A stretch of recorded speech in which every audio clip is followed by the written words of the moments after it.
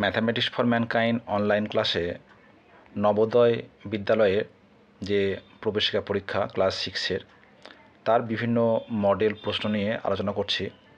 আজকের প্রশ্ন, the sum of HCF and LCM of 45, 60 and 75 is option A 330, option B 960, option C 915 and option D 630।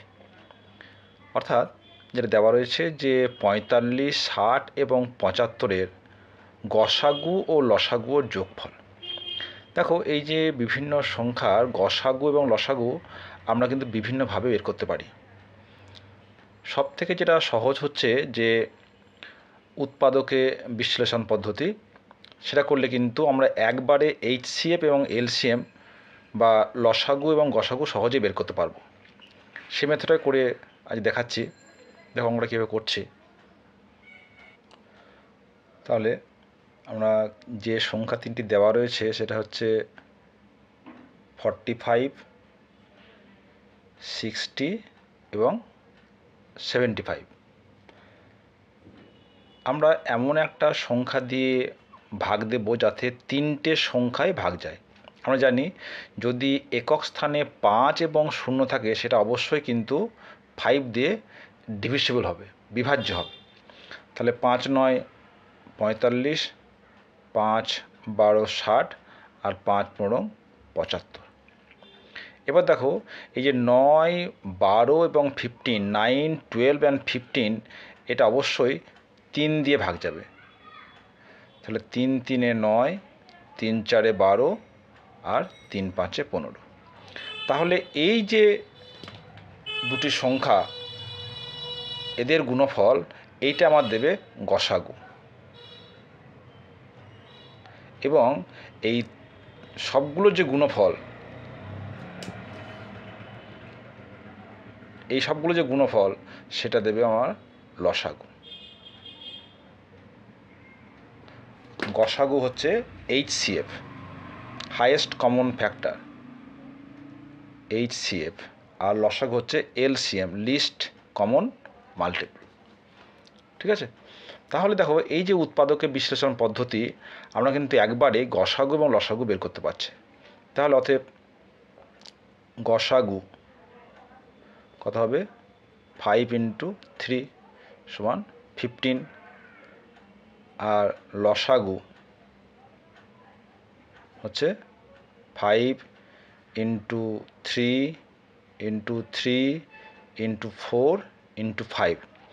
এ প্রসঙ্গে বলে রাখি, এই যে তিনটে সংখ্যা পেলাম এদের মধ্যে যদি অন্তত দুটি আবার কোনো সংখ্যাদের বিভাজ্য হয় আমরা কিন্তু সেটা আবার ওটা দিয়ে উৎপাদকে বের করে নেব। ঠিক আছে? তো এটা কি হচ্ছে? 5 3 15, 15 এখানে কত হচ্ছে দেখো 12, 12 × 5 60, 60 × 15 হচ্ছে 900। হলো? আমাদের কী চেয়েছে? সাম অফ HCF অ্যান্ড LCM, অতএব গসাগু প্লাস লসাগু কত হবে? 15 + 900 = 915। তাহলে অপশন হচ্ছে সি। ঠিক আছে? তো এই হচ্ছে লসাগু এবং গসাগু। আমরা জানি যে এ প্রসঙ্গে যে কথাটা জানা দরকার যে গসাগু হচ্ছে সব থেকে বড় উৎপাদক যা এই তিনটি সংখ্যাকেই বিভাজ্য হবে। ঠিক আছে? এই তিনটে সংখ্যাকেই সে ভাগ করবে, সব থেকে বড়। আর লসাগু হচ্ছে কি? লিস্ট কমন মাল্টিপল, সব থেকে ছোট গুণিতক যা এইগুলো দ্বারা বিভাজ্য। তার মানে এই লসাগু হচ্ছে এই সংখ্যা দ্বারা বিভাজ্য। তাহলে বুঝতে পারছো, তাহলে এটা অবশ্যই কিন্তু এর থেকে বড় হবে, আর গসাগু হচ্ছে এই তিনটে সংখ্যাকে ভাগ করবে। তাহলে নিঃসন্দেহে গসাগু কী হবে? এর থেকে ছোট হবে। ঠিক আছে? তাহলে এইভাবে কিন্তু গসাগু এবং লসাগু সংক্রান্ত তোমরা ধারণা বুঝতে পারছো। এবং এখানে মনে রাখবে যে দুটি সংখ্যার ক্ষেত্রে দুটি সংখ্যার ক্ষেত্রে এটা লসাগু এবং গসাগু খুব গুরুত্বপূর্ণ একটা ফর্মুলা রয়েছে যে লসাগু ইন্টু গসাগু সমান সংখ্যা দুটির গুণফল।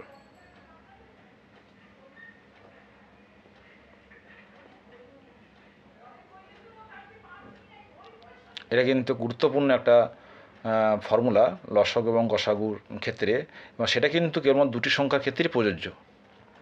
ঠিক আছে, এটা এই নিয়ে আমাদের পরে আলোচনা করব, বা লসাগু গসাগু নিয়ে আমার একটা ভিডিও রয়েছে, সেখানে লসাগু এবং গসাগু